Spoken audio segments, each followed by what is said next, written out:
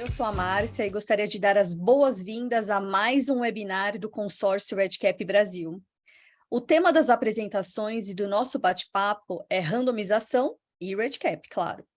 Se você é do tempo que jogava a moeda para cima para ver qual grupo seu paciente ia, ou se você utiliza sites externos para randomizar o paciente, puxa a cadeira, aconchegue-se, esse webinar vai ser interessante de ver e ouvir.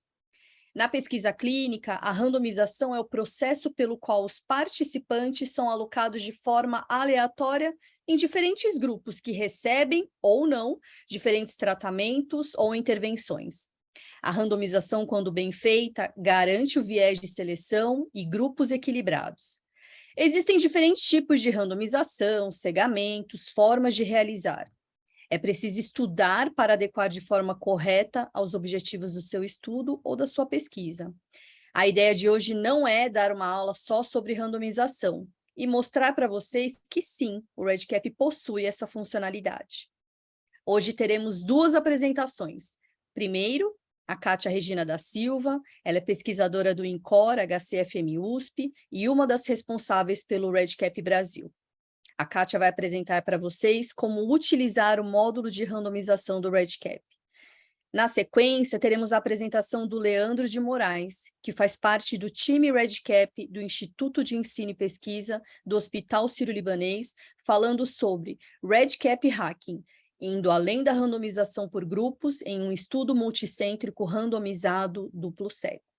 Kátia, é com você. Bom, é um grande privilégio hoje gastarmos aqui um pouquinho do nosso tempo, ou melhor, até adicionarmos, né, novos conhecimentos com essa sessão, no qual vamos falar sobre a randomização com o uso do software REDCap, e é com um grande privilégio poder compartilhar essa sessão com o Leandro de Moraes, que gentilmente se prontificou a estar conosco e compartilhar a experiência de uma aplicação que eles desenvolveram para a randomização de um estudo conduzido pelo Instituto de Ensino e Pesquisa do Hospital Sírio-Libanês.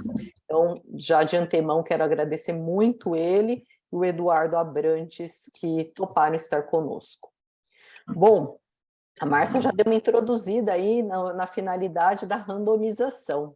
É importante a gente ter o conceito claro de que quando nós falamos de tipos de estudos, a única diferença que podemos, a principal diferença, vamos assim dizer, de um estudo experimental para um estudo observacional, reside no sentido da alocação aleatória e randomizada dos tratamentos quando se refere a um estudo experimental, a um estudo randomizado. Já no estudo observacional, com dados de mundo real, essa alocação é natural e nós podemos, logicamente, acompanhar a evolução dos tratamentos de maneira semelhante ao que faríamos num estudo randomizado, avaliar os desfechos nos grupos de acordo com o fator de exposição. É importante essa mensagem, que a diferença está na alocação randômica, né, que é feito no caso de um estudo experimental. Basicamente, existem três modelos principais de randomização. A randomização simples, que está na nossa primeira imagem, que refere-se a cada indivíduo ser randomizado para uma das opções do tratamento sem nenhum critério adicional. Então, basicamente, nós randomizamos, é como se eu estivesse usando uma moeda, cara ou coroa, para alocar o participante para um determinado tratamento. Já na randomização em bloco, nós trabalhamos com a aleatorização feita com grupos de indivíduos. Então, trabalhamos com blocos, que seriam grupos, e esses grupos que são randomizados para uma das opções de tratamento. E na randomização estratificada, em geral, nós utilizamos estratos para fazer, então, a randomização. Dessa forma, nós agrupamos, por exemplo, os indivíduos em estratos de acordo com a idade, com uma variável basal importante, e eles são randomizados para as opções de tratamento.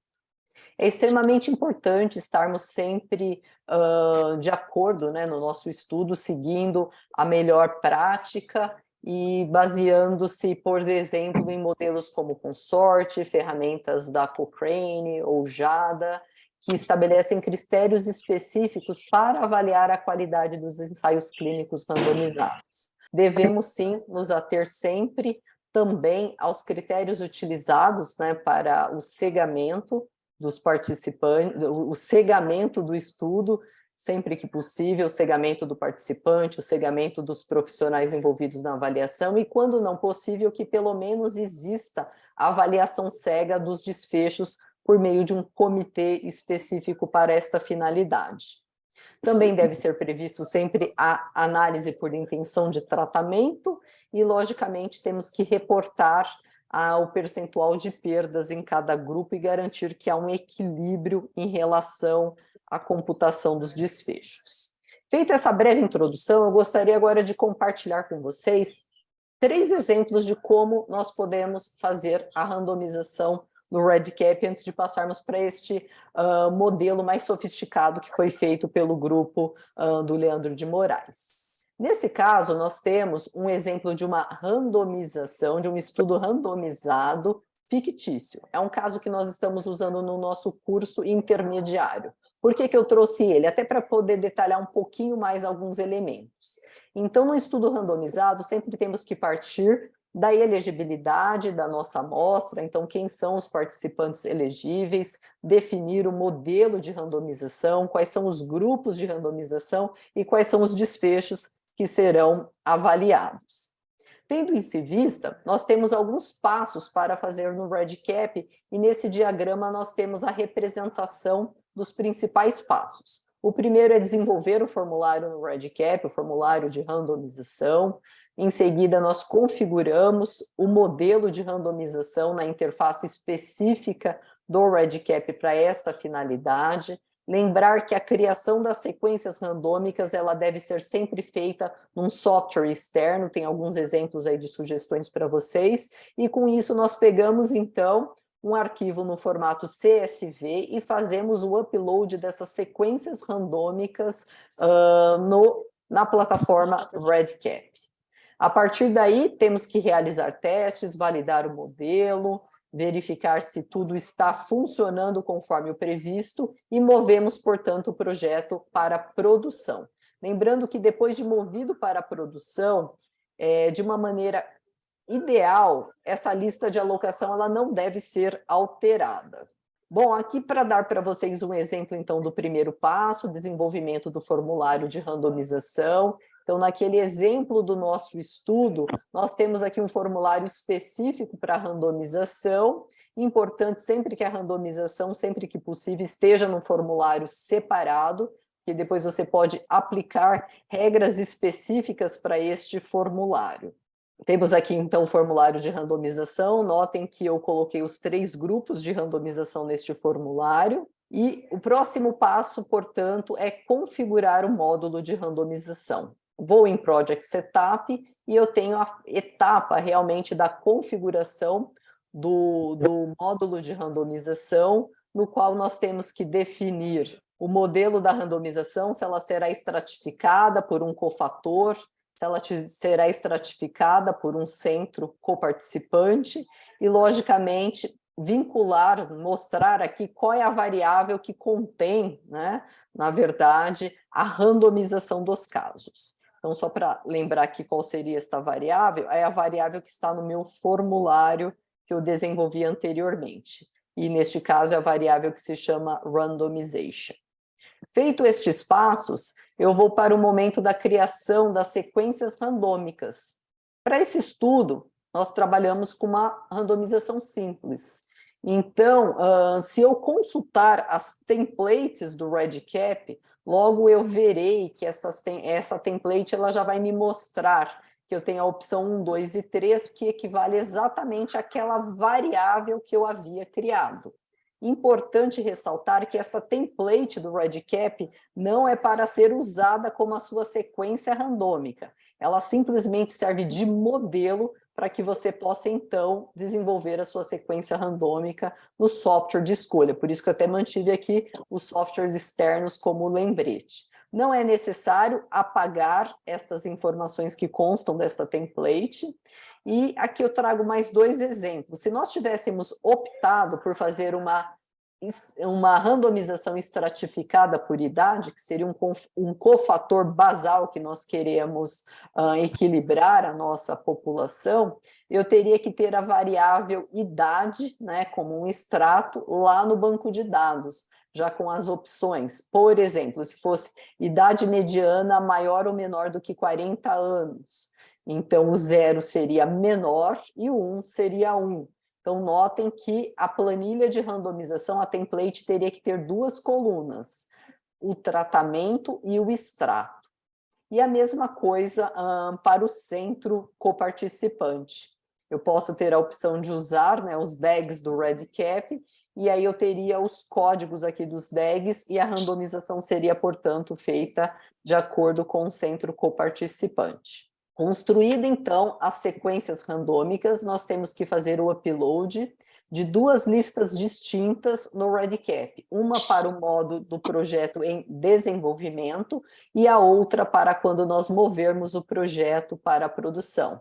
Muito importante que essas listas estejam alinhadas com o modelo que foi definido previamente, o modelo que você discutiu com o pesquisador, de preferência sob a consultoria de um estatístico que tenha experiência em randomização, sempre adicionar uma margem, né, uma certa gordurinha extra, porque sempre nos deparamos com dropouts, falhas na randomização, então ter uma margem de pelo menos 20% a mais, porque o ideal é que você não altere a lista após ter movido para a produção.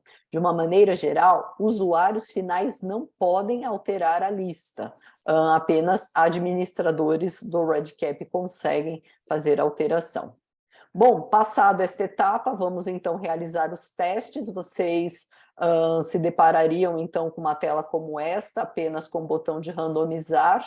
Após clicar no botão randomizar, o participante já é alocado para o grupo. No passo 3 é dado, né, um alerta, qual é o grupo que o participante foi, e depois o formulário fica com este campo somente para leitura, sinalizando qual foi o grupo do participante.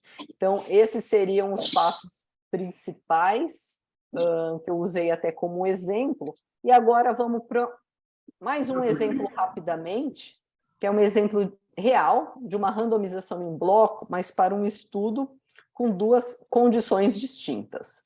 Então, nesse projeto que nós atuamos como consultores, ele vai derivar, desse projeto vai derivar duas teses de doutorado. Uma tese de doutorado que vai focar na cirurgia minimamente invasiva contra uma cirurgia convencional para tratamento da doença arterial coronariana.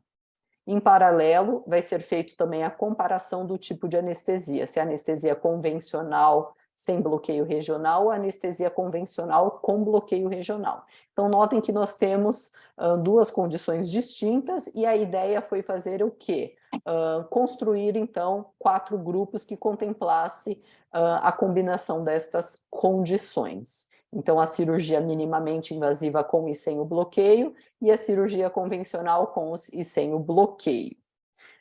Por ser uma randomização, por ser uma população pequena, de apenas 100 casos, e também até por pensar no maior rigor da randomização, optamos por utilizar uma sequência randômica com blocos de permutação. Como que isso funciona? Nós temos uma alternância de blocos de 4 em 8, de 4 e 8, e que vão alternando de maneira aleatória também. Então, a randomização, notem que ela foi feita, desculpem, primeiro para os primeiros 4, depois para os próximos 8. A próxima sequência, eu não sei se ela vai ser para mais 4, para 8.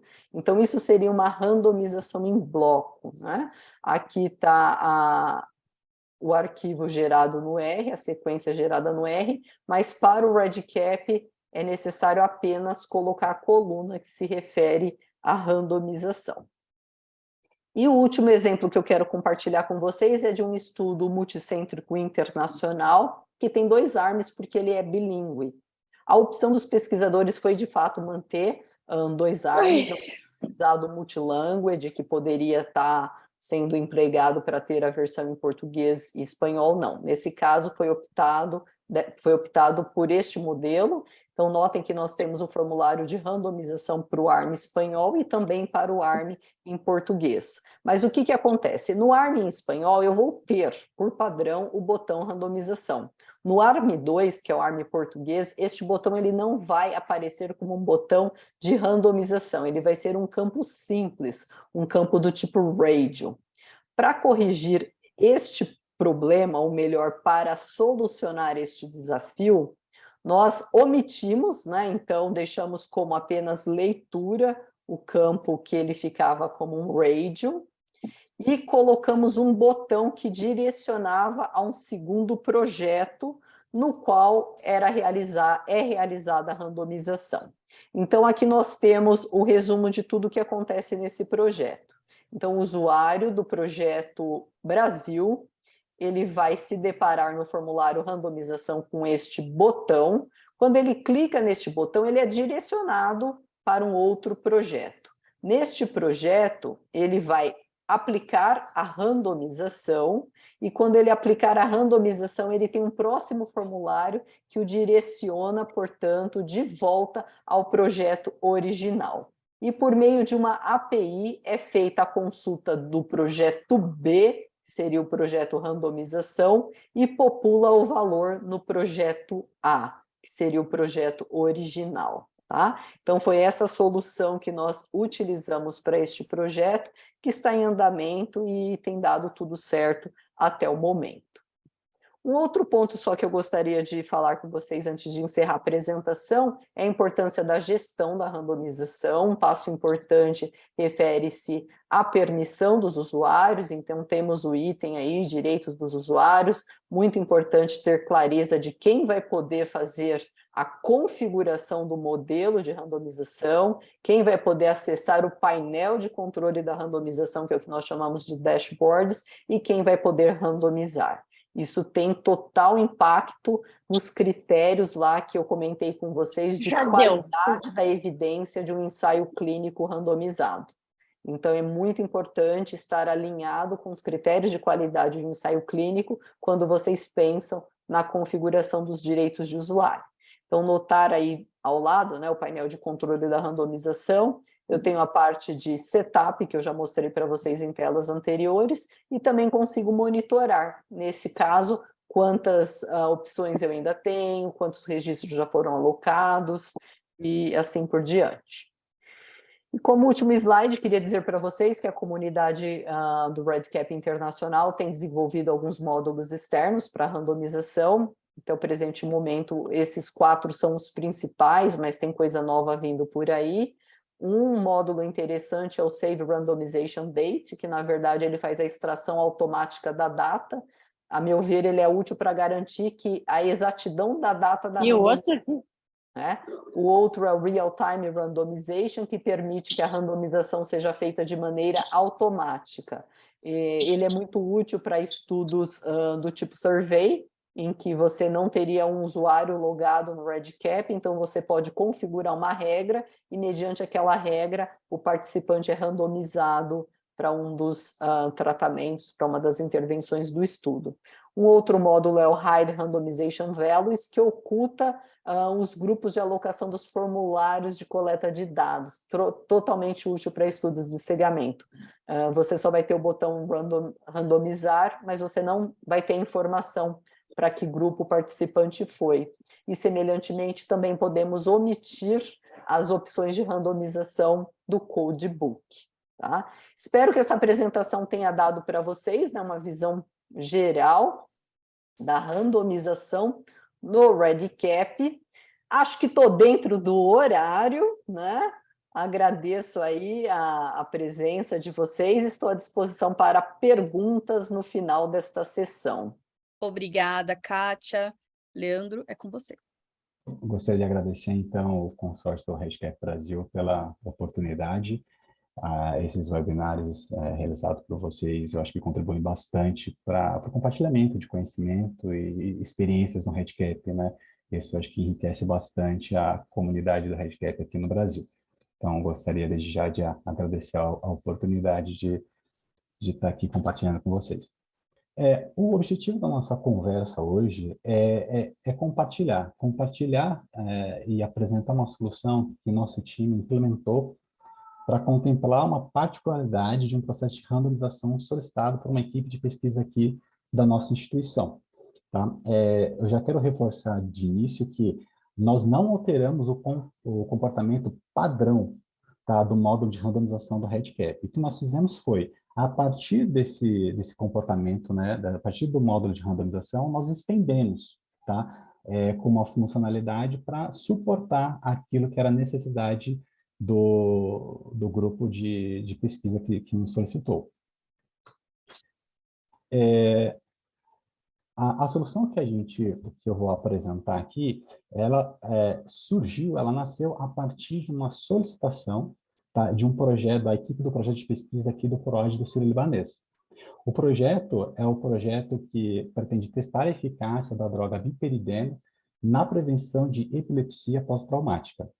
Tá? É um projeto multicêntrico, ele envolve cerca de 10 serviços aí de alta complexidade. É um projeto que já está em produção, tem 117 usuários cadastrados, tá? Possui uma SRF complexa, cerca de 19 formulários e quase 900 variáveis implementadas.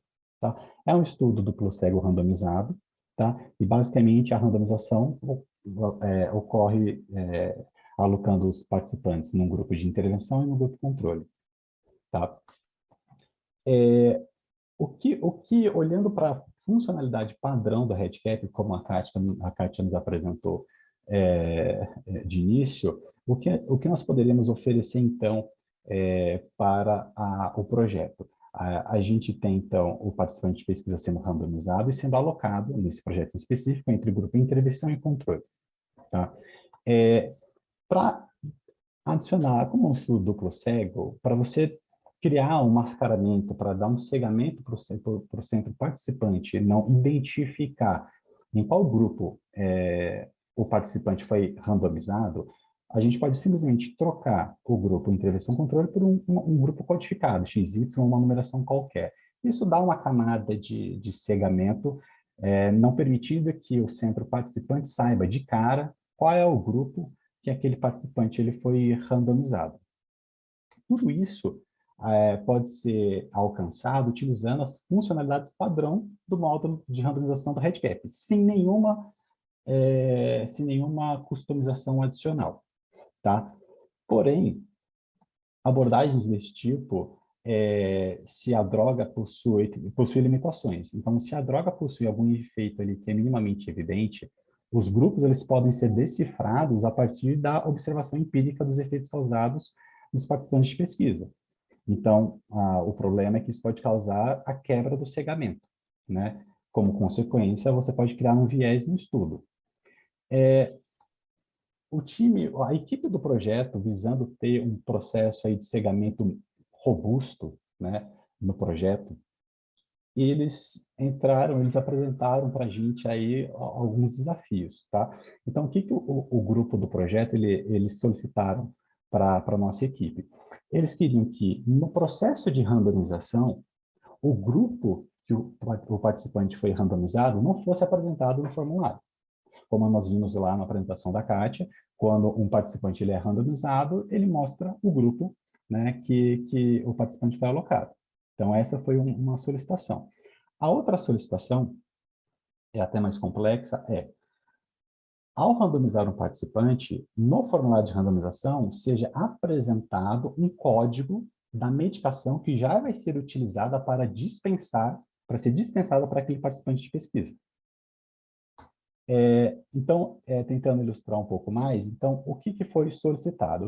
O que foi solicitado para a equipe do projeto, pela equipe do projeto ao randomizar um participante, tá? Então, no formulário de randomização não deve ser exibido o grupo que aquele participante ele foi randomizado, mas deve ser exibido o código de um suprimento, que já vai. Suprimento, quando eu falo suprimento, é uma forma genérica entre falar placebo e princípio ativo, tá? Então, já vai ser alocado, vai ser já exibido no formulário de randomização um código daquele suprimento que vai ser dispensado para aquele participante de pesquisa. É claro que não é só uma questão de REDCap aqui. Para a gente conseguir fazer algo desse tipo, os suprimentos, né, os suprimentos utilizados no projeto, eles têm que ser produzidos numa caixa com uma codificação única para cada suprimento, né? E, obviamente, nessa caixa não pode ter nenhuma indicação de grupo A, B, intervenção ou controle. Então, na caixa daquele suprimento só há aquele código único por suprimento, tá? E, obviamente, né, como a gente quer alcançar aí o duplo cego, o centro participante ele não pode saber, né, que aquele suprimento, sei lá, o 10.047, ele é princípio ativo ou placebo. Então, somente o centro coordenador, uma equipe específica do centro coordenador é que tem essa informação, tá? Dando um spoiler, isso aqui nada mais é que o spoiler, tá, gente? Isso aqui já é a solução. Isso aqui foi o que nós implementamos, é a nossa solução final. O que é a nossa solução final? O que foi pedido pela equipe de pesquisa é que, ao clicar no botão de randomização, ao randomizar, o grupo de randomização não seja exibido no formulário e seja exibido o código do suprimento que deve ser dispensado pelo participante de pesquisa. Então, essa foi a solicitação que nos foi apresentada. Tá? A nossa equipe discutiu bastante, né, sobre essa solicitação, sobre a viabilidade dela, de como fazer, como contemplar isso pelo REDCap, usando o REDCap, e a gente de cara já viu alguns desafios. Por exemplo, a gente vai precisar de uma customização no formulário da randomização, porque a gente não vai exibir o grupo de randomização e vai exibir o código do suprimento que vai ser dispensado por participante de pesquisa. E a gente viu também a necessidade de fazer o gerenciamento dos suprimentos. Como a gente tem ali um projeto que envolve randomização e a distribuição de medicamento, a gente separa em grupo, por exemplo, X e Y, é mais fácil fazer a gestão de suprimentos. O centro coordenador pega lá uma caixa do grupo de medicamentos, dos suprimentos do grupo X e um do grupo Y e encaminha para o centro participante. E o centro participante, ao receber isso e colocar no seu estoque, o próprio centro participante pode agir de forma efetiva para gerenciar o estoque. Ele pode olhar lá e ver, olha, está acabando aquelas caixinhas do grupo X, eu vou solicitar para o centro coordenador que me envie mais. Então, ele pode participar assim, de uma forma mais efetiva, inclusive da gestão dos suprimentos. Nesse contexto em que não há, para o centro participante, a indicação de grupo, somente suprimentos com códigos, o centro participante não consegue olhar lá no seu estoque e saber que um suprimento para o grupo intervenção ou do grupo controle tá em baixa, ele não consegue identificar isso. Então, aumenta todo o gerenciamento de estoque dos centros participantes, ele precisa ser realizado pelo centro coordenador, somente pelo centro coordenador. E a gente viu também a necessidade de um processo de envio de suprimento, de recebimento, enfim. Nós vimos que não é simplesmente uma questão só de CRF, e nós vimos também a necessidade de fazer gestão do suprimento, tá? Da cadeia de suprimento, de envio, recebimento. Depois de muita discussão, a gente criou um esboço do que seria uma solução para esse problema. Tá? O esboço que seria a solução para esse problema, ele contemplava o desenvolvimento de 2 projetos REDCap. Um projeto que seria a CRF, ou seja, seria o projeto onde o participante de pesquisa ele seria incluído, randomizado, as informações de acompanhamento seriam inseridas, tá?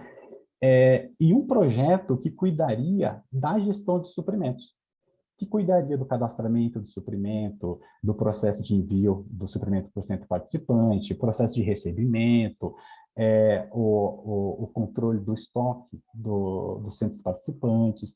Então, a gente concebeu dessa forma, a necessidade de criar 2 projetos. Tá? E, para viabilizar esse cenário, né, esse processo, teria que ter uma comunicação entre esses 2 projetos. E qual seria essa comunicação? Ao fazer a randomização, lá no projeto da CRF, ao fazer a randomização de um participante de pesquisa, tá? A comunicação necessária era solicitar para o projeto de gestão de suprimentos um suprimento, um código de suprimento para ser dispensado para aquele participante de pesquisa. Então, por exemplo, ao fazer a randomização de um participante de código daqui do registro 752, que é pertencente ao centro 7, que foi randomizado, né, no grupo intervenção, a gente pediria, então, para o projeto de suprimentos, um suprimento disponível lá no Centro 7, né, com princípio ativo, porque o grupo é intervenção. Esse projeto, ele pesquisaria, ele encontraria esse suprimento e retornaria, então, para a CRF, para aí sim fazer essa ligação, para definir o suprimento, né, 10.047, para aquele participante de pesquisa, e assim esse suprimento ser dispensado para esse participante.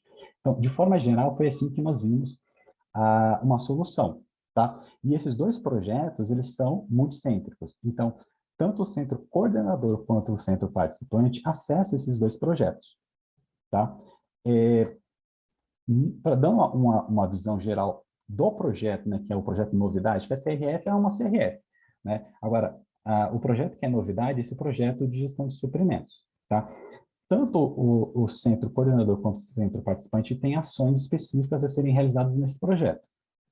O centro coordenador, ele utiliza esse projeto para cadastrar os suprimentos. Então, nesse projeto, tem um formulário que é acessível somente pelo centro coordenador, que é realizado o cadastro do suprimento. Então, é informado o tipo de suprimento, se ele é o princípio ativo, se ele é placebo, o código desse suprimento. Então, é nesse formulário que se faz essa relação, por exemplo, que o suprimento de código 10.047, ele é placebo ou princípio ativo. Tá? É um formulário que somente o centro coordenador tem acesso. É nesse projeto que o centro coordenador utiliza para fazer o encaminhamento dos suprimentos para os centros participantes. E é nesse projeto que o centro coordenador utiliza para fazer a gestão dos estoques dos centros participantes. Os usuários do centro coordenador que acessam esse projeto, são usuários não sérios, porque são usuários administrativos que cuidam efetivamente dessa gestão dos suprimentos. Então, eles precisam saber, eles precisam ver, identificar, né, e fazer o cadastramento dos suprimentos. Mas eles é um grupo muito reduzido de usuários do centro coordenador que tem acesso a essas funcionalidades. Já o centro participante acessa esse projeto para registrar o recebimento do suprimento encaminhado pelo centro coordenador. E essa é uma ação vital nesse processo. Por quê? Quando o centro coordenador encaminha um suprimento para o centro participante, enquanto o centro participante não realiza o processo de recebimento desse suprimento, esse suprimento não fica disponível para ser utilizado no processo de randomização. Então, o suprimento pode até estar lá dentro das dependências do centro participante, mas se ele não abrir o REDCap, não entrar nesse projeto de suprimento e realizar esse processo de recebimento, esse suprimento não fica disponível para ser utilizado no processo de randomização e ser alocado por um participante de pesquisa. Dentro desse projeto, o centro participante também pode realizar outros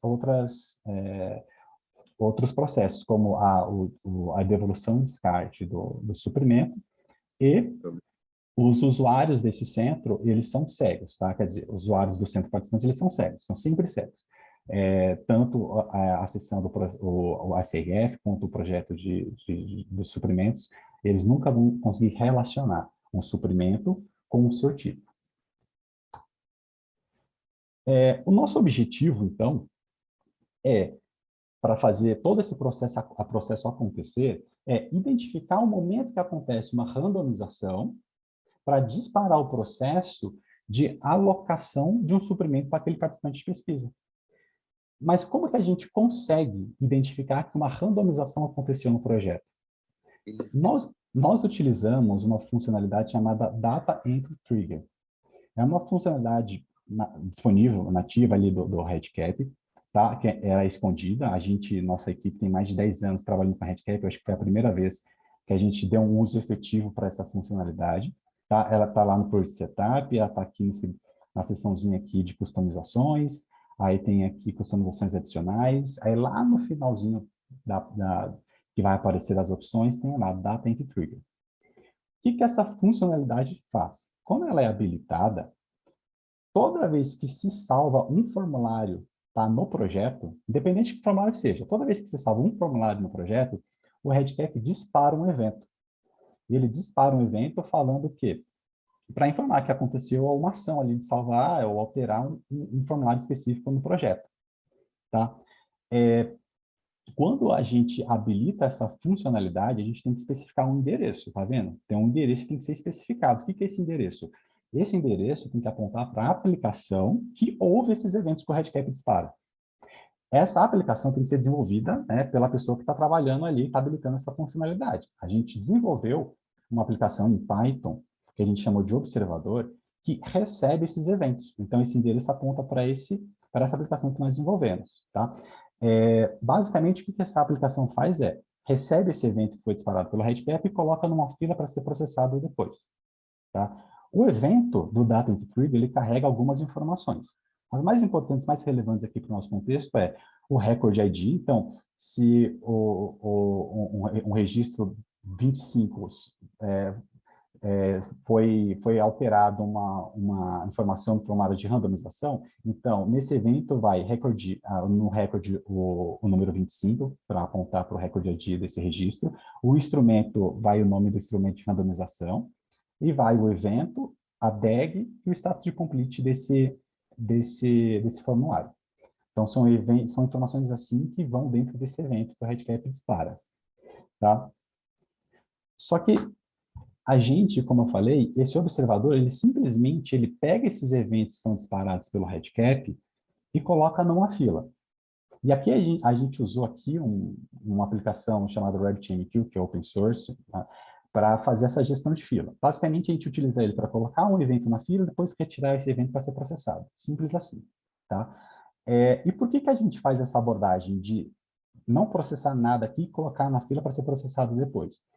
Essa funcionalidade de Data Entry Trigger, quando a gente habilita ela, o Redcap trabalha ela de uma forma síncrona. O que é síncrona? Então, quando a gente salva um formulário, pode ser, por exemplo, qualquer formulário, do formulário de randomização, um formulário ali de qualidade de vida, um formulário de avaliação neurológica, qualquer formulário. A gente executa a ação de salvar aquele formulário, o Redcap dispara esse evento. Só que o Redcap dispara esse evento e trava. Enquanto essa aplicação externa não responder de volta, aquela ação de salvar fica travada, congelada. E se demorar muito, o que acontece? A gente impacta na usabilidade da aplicação. Então, o usuário pode pensar que o projeto congelou, que o projeto travou, que ele salvou e nada aconteceu. E, enfim, a gente estraga ali a experiência e a usabilidade do projeto. Então, para não travar o projeto e manter a fluidez da aplicação, a gente simplesmente pega esse evento que é disparado, coloca numa fila e retorna. Uma ação muito rápida. Praticamente é imperceptível para o usuário final ali que está acontecendo um processo como esse. Agora, quem é o responsável de processar, então, esses eventos que são disparados pelo Data Entry Trigger? É uma outra aplicação que nós desenvolvemos, né? Nós chamamos ele de Alocador, uma aplicação em Python que nós desenvolvemos também, que basicamente ele pega esse evento, ele retira então o evento da fila, tá? Lá no RabbitMQ ele retira o evento da fila e processa ele. Terminou de processar, ele vem, pega outro evento e processa. Ele processa um evento por vez, tá? E aí, ao processar esse evento, então lembra, qual a característica do Data Entry Trigger? Ele dispara um evento toda vez que um formulário é salvo no projeto, independente de qual formulário seja. Então, aqui a gente acaba recebendo muitos eventos. Então, toda vez que se salva um formulário, dispara um evento. Então, a gente recebe evento que salvou um formulário de qualidade de vida, a gente recebe um evento que salvou um formulário de avaliação neurológica, e a gente recebe também que algo aconteceu no formulário de randomização, que é de nosso interesse. Então, a primeira coisa que essa aplicação faz é identificar qual foi a origem desse evento. Então, ele olha, esse evento ele aconteceu no formulário de randomização? Não aconteceu? Então, eu descarto também que sigo com o processamento. Essa alteração aconteceu num formulário de randomização? Ótimo, então é um evento que me interessa. Aí eu passo para o nível 2 de verificação.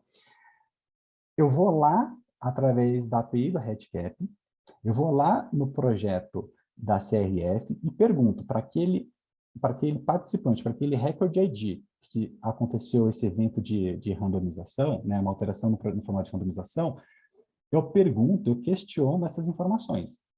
O grupo de randomização daquele registro e o código de identificação daquele registro. E essas informações é retornada aqui para essa aplicação.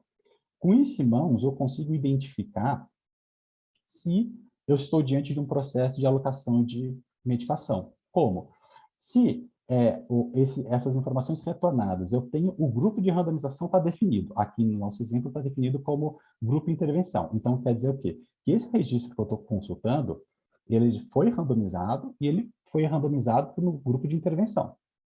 E o código de medicação retornado lá, desse participante de pesquisa, ele não está preenchido, isso mostra para a gente que a gente precisa executar o processo de alocação de medicação para esse participante de pesquisa, porque ele foi randomizado, ou seja, ele está num grupo de randomização, mas ele não tem uma medicação alocada para ele. Então, quando a gente identifica isso, nós começamos o processo efetivo de alocar um suprimento para aquele participante de pesquisa. Então, essa aplicação, nós estamos aqui. Nós verificamos e vimos que, sim, é um evento de randomização que eu preciso tratar, que é um evento de alocação de suprimento para o participante de pesquisa. Então, eu vou para o próximo passo, que é pedir para o estoque um suprimento para esse participante de pesquisa. Quando eu executo essa ação, quem recebe essa requisição é uma outra aplicação que nós desenvolvemos, que a gente chama de gestão do estoque, que é uma aplicação em Python também, e recebe essa solicitação. É essa aplicação que é responsável por interagir com o projeto REDCap de gestão de suprimentos para fazer a gestão do estoque. Então, quando eu peço, então, um suprimento para o participante de pesquisa, eu executo uma consulta lá no projeto de gestão de suprimentos, procurando um suprimento disponível para aquele participante. E como que a gente faz essa busca? Bom, eu sei que aquele participante ele foi randomizado no grupo de intervenção, então ele vai receber o princípio ativo, que aqui nós chamamos de biperideno. Eu sei que ele é do centro 7, então eu vou procurar o quê? Vou procurar suprimentos que foram encaminhados e recebidos pelo centro 7, do tipo biperideno, e que já estão disponíveis, aqui embaixo tem um campo de status do suprimento. E o status desse suprimento ele tem que ser suprimento recebido e disponível para alocação para participante de pesquisa. Então, eu busco o suprimento de acordo com esses parâmetros.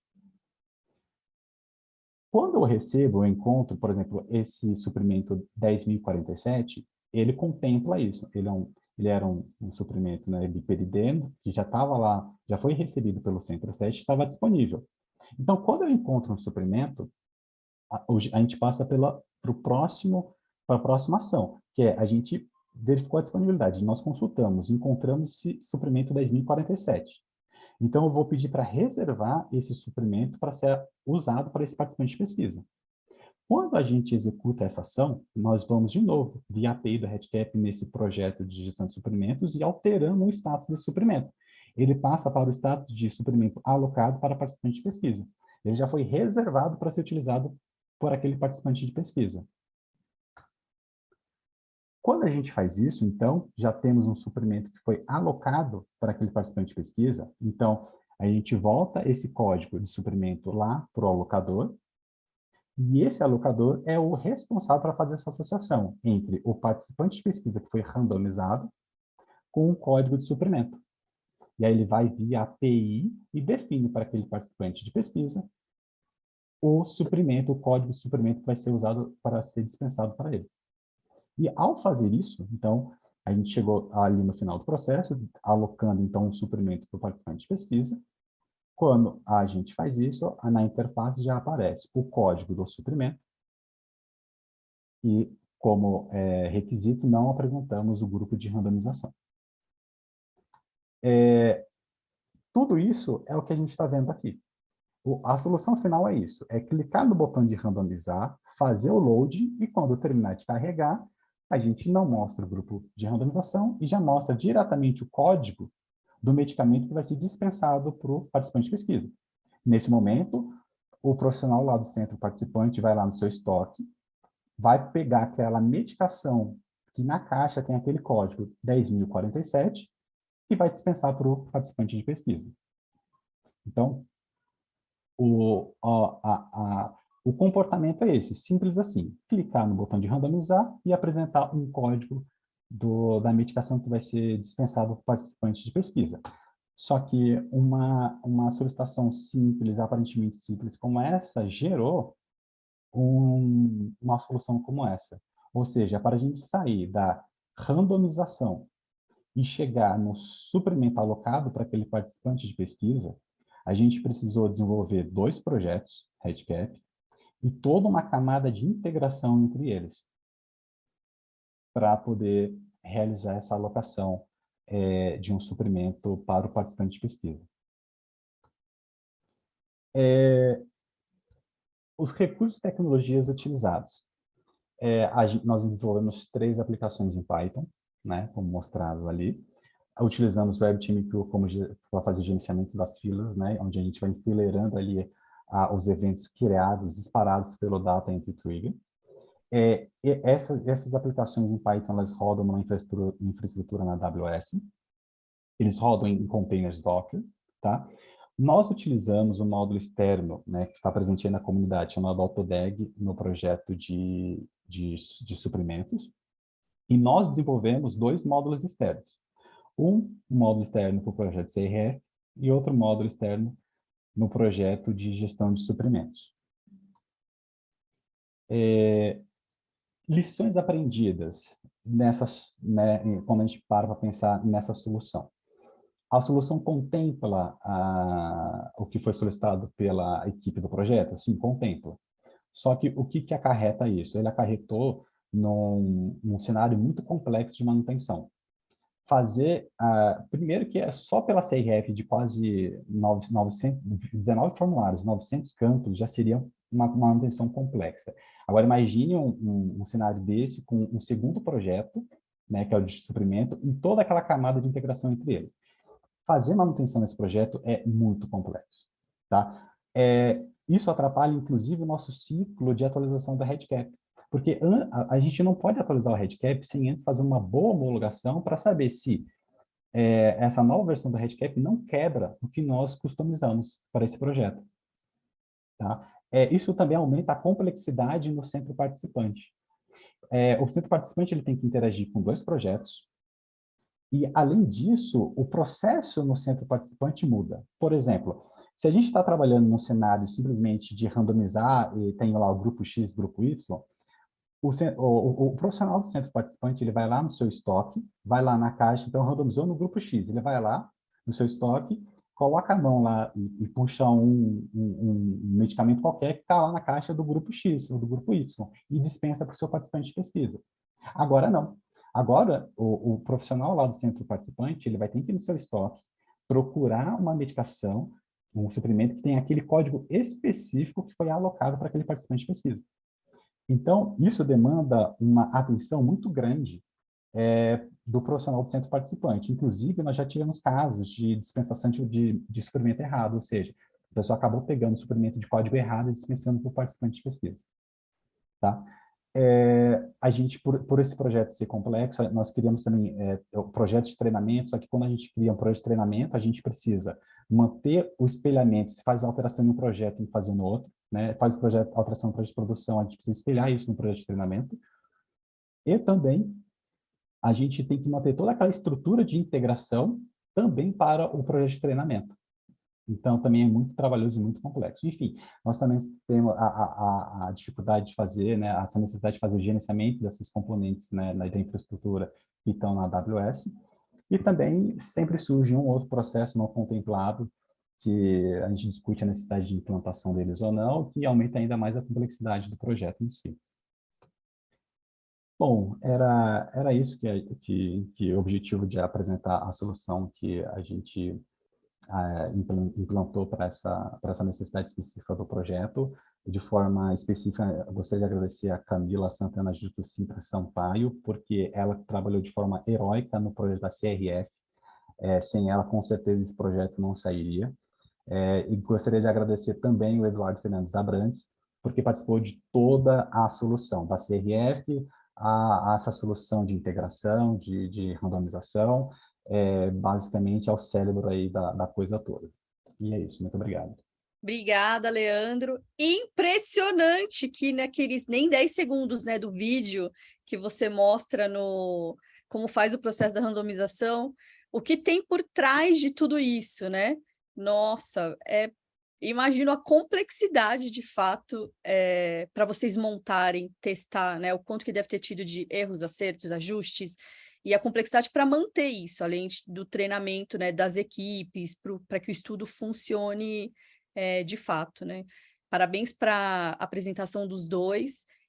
Vou pedir para o pessoal colocando já as perguntas, né, no nosso chat, mas eu tenho já algumas dúvidas. Eu já vou pegar no gancho do Leandro, que você falou, né, que a pessoa deu o medicamento errado. Para esses casos que dispensou o medicamento errado, ou o paciente foi randomizado, mas vamos supor que por algum motivo ele saiu do estudo e aquela medicação não foi dada para o paciente. Como que isso é trabalhado no projeto de vocês na questão da dispensação? Eu sei que foge um pouquinho da questão não só da randomização, mas como que vocês ajustam isso no projeto, né? Porque tem todo esse controle das medicações e tudo mais. Tem, na verdade, tem até um item ali de processos não contemplados. Esses processos, esses problemas ocorreram, e como solução para os dois, tanto para essa questão de dispensação de suprimento errado, ou esse caso que você falou, o participante ele foi randomizado, mas ele não seguiu, ou seja, teoricamente a gente pode reutilizar aquele suprimento que foi alocado para ele, porque efetivamente ele não utilizou, são processos que nós vamos implementar ainda. Então, hoje tem esse cenário, tá? Mas a gente ainda não tem um processo para redisponibilizar esse suprimento. Então, o suprimento que foi alocado para um participante e ele não foi utilizado, ele precisa ser redisponibilizado. Hoje, esse suprimento ele fica travado no sistema, porque ele foi já alocado para um participante. A gente precisa redisponibilizar esse suprimento. Só que esse processo ainda não foi contemplado. Mas está no radar, a gente vai contemplar ele logo mais, mas esse é um desafio, porque sempre a gente fez, né, alguns processos, contemplamos os processos principais, mas sempre tem um ou outro processo, coisas que acontecem que a gente identifica que não foi contemplado e sempre precisa fazer uma manutenção adicional. Parabéns, Leandro, Eduardo, Camila, pela excelente aplicação, né, que vocês desenvolveram, na verdade, aplicações. Eu gostaria de dar palavra para o Eduardo, que está aí com a gente também, fazer algum comentário, né? Acho que é bacana ouvir o mentor, né, do projeto, mas eu também gostaria que vocês explicassem um pouquinho para a gente só essa parte da dispensação. O controle era todinho centralizado pelo IEP, esse pedaço, para mim, talvez eu perdi alguma coisinha na apresentação, essa parte da dispensação, como que era o controle, aonde que ficavam as medicações, então como que o centro X tinha acesso àquele fármaco, entendeu? Então, se puder só esclarecer esse ponto da dispensação, e quero que o Eduardo fale aqui um pouquinho com a gente, é um prazer tê-lo conosco, né? Ô, Kátia, hoje é a vez do Leandro. Hoje eu vou ficar caladinho. Não, mas eu posso esclarecer alguma dúvida, mas o Leandro só mentiu num ponto, ele que foi o cérebro da solução, tá? A conceitualização foi dele. Bacana, já deu sua contribuição, deu os méritos, os créditos ao Leandro, merecidamente. Nós ficamos, assim, maravilhadas, acho que a plateia aí também está, assim, maravilhada com essa apresentação de alto nível e um projeto muito robusto, né? Kátia, com relação à sua pergunta, a indústria ela encaminha todos os suprimentos para o Círio, né? Para a equipe do PROAD que faz esse controle. Então, a indústria encaminha esses suprimentos para a equipe do PROAD que faz essa gestão, eles que controlam, então, esses suprimentos, e à medida em que eles veem a necessidade de encaminhar para o centro participante, e eles fazem um processo, né, dentro do projeto de suprimentos, indicando que um determinado lote, um determinado conjunto de suprimentos foi encaminhado para o centro participante, mas aí é o pessoal, a equipe do PROAD que faz essa gestão. Então, fica sobre controle e aos cuidados da equipe do PROAD, manter esses suprimentos e encaminhar para os centros participantes, fazendo também o processo, né, no nosso projeto de suprimentos. Só um comentário, esse tipo de abordagem, ele é relativamente comum em projetos que testam droga na indústria farmacêutica, né? Então, a indústria farmacêutica, muitos projetos já distribuem os projetos com codificação única. Agora, por um projeto de iniciativa de uma instituição ou de um pesquisador, realmente é um processo bastante complicado. E ele é complicado desde da fabricação do medicamento com codificações individuais e todo esse processo de logística. Então, como o Leandro falou, no final das contas, na ponta do centro coordenador, ele tem o apoio do projeto de suprimentos justamente para controlar a quantidade de medicamentos alocados em cada centro e, especificamente, a quantidade de medicamentos de princípio ativo e placebo. Obviamente que eles são consumidos basicamente ao mesmo tempo, porque você tem uma randomização por bloco que controla isso aí.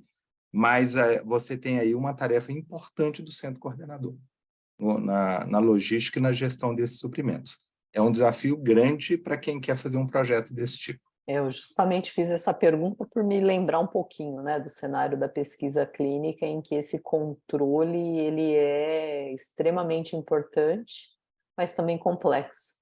E que do lado do pesquisador, em geral, nós não temos recursos, né? Não temos, vamos dizer, o recurso tecnológico necessário. Foi bacana vocês utilizarem o REDCap para essa finalidade, né? Fazendo a integração com o banco clínico, então eu sei exatamente quem é o paciente, qual foi o fármaco, né, que foi dispensado, dá para fazer controle de estoque, então achei assim o ciclo muito completo, né, bem adequado mesmo, né, porque pensando hoje, né, eu não teria, né, não sei se a Márcia teria ideia de algum outro mecanismo, né, acho que para o cegamento hoje teria a questão daquele módulo externo novo, né, que você consegue omitir a opção da randomização, mas ia parar nisso, né? Então você consegue manter ele cego? Consegue. Mas e o controle, né, da dispensação medicamentosa, que é um ponto crucial para esse estudo, não teria como fazer se não tivesse toda essa etapa de integração que vocês fizeram, a construção das aplicações, né? Então, ter ali a aplicação, né, observador e tudo mais, né? Achei fantástico. O Eduardo menciona no final da apresentação, né, que geraram módulos externos, a ideia de vocês é disponibilizar para a comunidade, como que vocês estão pensando em trabalhar com esses módulos externos, ou é algo mais de controle aí de vocês para futuros projetos? Na verdade, o módulo externo ele foi criado muito específico, então para disponibilizar, daria até para disponibilizar, mas assim, como ele tem um fim muito específico, ele precisa ser retrabalhado para disponibilizar. O módulo externo, basicamente, vou pegar o da CRF, que é um módulo mais complexo, o que ele faz, basicamente? Ele oculta as variáveis daquele grupo de randomização do codebook, que já tem um módulo externo para fazer isso também, mas a gente aproveitou um pacote que nós precisávamos fazer um módulo externo, então a gente acoplou nesse módulo externo até funcionalidade de outros módulos externos que existiam. Então, ele faz a ocultação do grupo de randomização do codebook, ele faz aquela ocultação do grupo de randomização do formulário de randomização, ele faz aquela questão do loading no formulário, quando você está executando o processo, então você tem que esperar todo aquele processo de alocação acontecer para você, né, poder exibir lá, então ele controla isso. E ele faz uma coisa que a gente não encontrou em módulo externo nenhum, que é o seguinte, a gente tem um cenário que o centro participante, por ter acesso ao formulário de randomização, teoricamente ele tem acesso à variável do grupo de randomização em relatórios, caso aconteça. Caso você crie um relatório e, por engano, você dê permissão àquele usuário acessar aquele relatório, ele vai poder ver o grupo de randomização daquele participante, quebrando o cegamento. Nós fizemos, então, um módulo externo que oculta essa variável. Então, se você pode gerar qualquer relatório, se você incluir a variável de grupo de randomização no relatório, ele vai ocultar. Então, ele não vai deixar exibir em relatório nenhum a variável de grupo de randomização. Então, essas são as principais funcionalidades desse módulo externo que foi desenvolvido. Sensacional. Acho que num único, né, vamos dizer, nesse pacote você contempla as necessidades aí essenciais, né, de um estudo duplo cego para poder realmente estar de acordo com os critérios de qualidade de um ensaio clínico randomizado. Tenho certeza que o time que utiliza é muito agradecido por esta, né, ferramenta robusta que foi disponibilizada. E vocês têm enfrentado algum problema em relação a update de versão? Tem que rodar, você comentou, né, que sempre tem que fazer todos os testes, fazer ajustes. Sim, esse é um grande problema. Isso a gente tinha um ciclo muito bom, assim, muito periódico de atualização do REDCap. Então a gente sempre tentou estar bem atualizado com relação às novas versões do REDCap. A partir da implantação desse projeto, tudo mudou. Então a gente tem aí Eu te conto na sexta-feira, tá, Kátia? Se eu for demitido na sexta-feira, porque a gente vai ter que fazer a atualização do REDCap em questão das questões de segurança que foram apontadas. O Leandro está cuidando de um bebê de 10 dias. Uau! Então, Parabéns, ele não Leandro! está lá para homologar as versões. A gente vai fazer a atualização porque a gente considera a questão de segurança mais Sim. crítica do que o andamento do projeto agora. Rezar um pouco, né? Ter um pouco de fé que vai dar tudo certo. Mas realmente a gente chegou num cenário crítico da atualização ser necessária. Sim, A nesse atualização momento, ser né? necessária. Então, Não dava para segurar um pouquinho e mais, fazer os testes.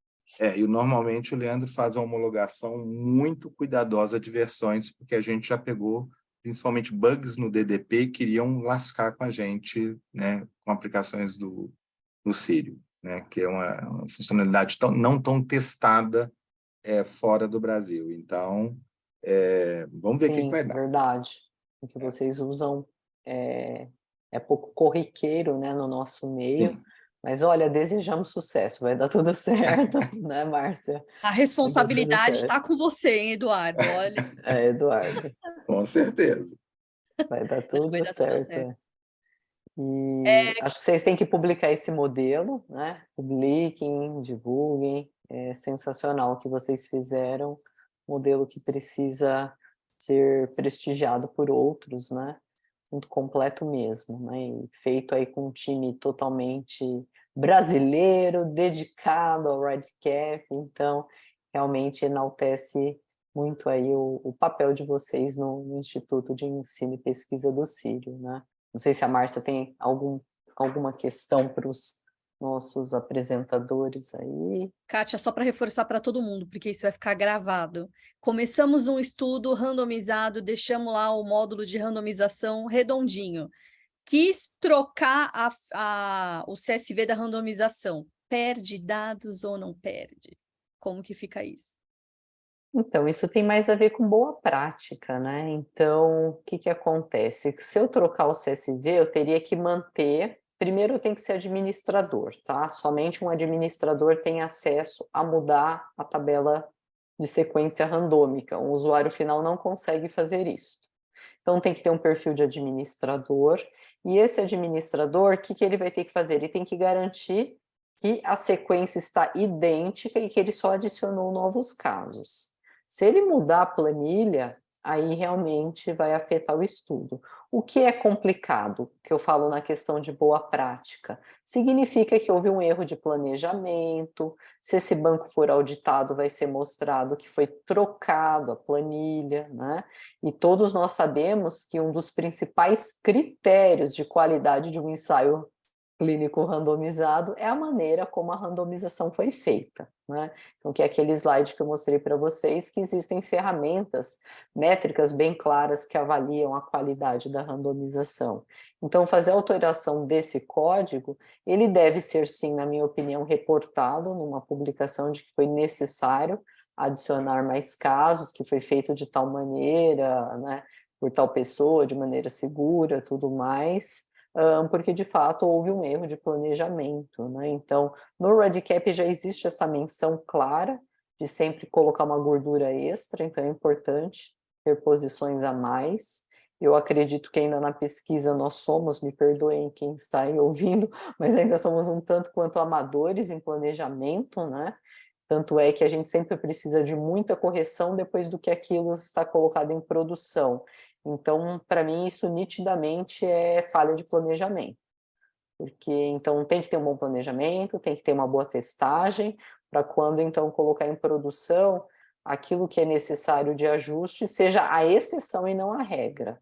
O que nós vemos na maior parte dos estudos acadêmicos é que as mudanças após um projeto ser movido para a produção, elas se tornam rotina, não é, pessoal? Quem está comigo?